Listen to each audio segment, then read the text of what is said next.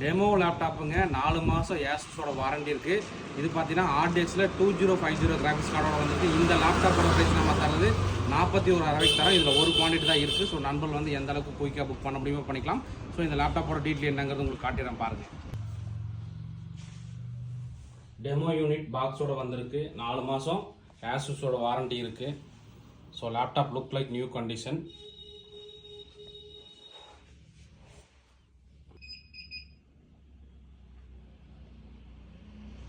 ப்ராசர் பார்த்தீங்கன்னா Intel core i5ங்க 11th generation, GB RAM 512GB NVMe SSD, RDXல 2050 4GB டெடிகேட்டட் கிராஃபிக்ஸ் கார்டோட வந்திருக்கு.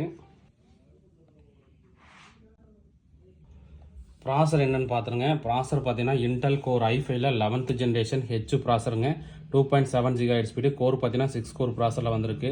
ரேம் பார்த்தீங்கன்னா 8GB RAM DDR4, மொத்தம் 32GB RAM சப்போர்ட் ஆகும்.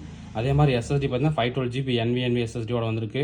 முக்கியமாக NVIDIA GeForce RDXல 2050 பார்த்தீங்கன்னா டெடிகேட்டட் கிராஃபிக்ஸ் கார்டே 4GBயோட வந்திருக்கு. ஸோ அதனால் இந்த லேப்டாப் பார்த்தீங்கன்னா உங்களுக்கு ஆட்டோகேடு, ஃபோட்டோஷாப், கோல்ரா, மல்டிமீடியா, ரெண்டரிங் எல்லாத்துக்குமே சப்போர்ட் ஆகும். முக்கியமாக பார்த்தீங்கன்னா ஏசஸோட வாரண்டி ரிமைனிங் இன்னும் 4 மாதம் இருக்குது. பாக்ஸோட வந்திருக்குங்க.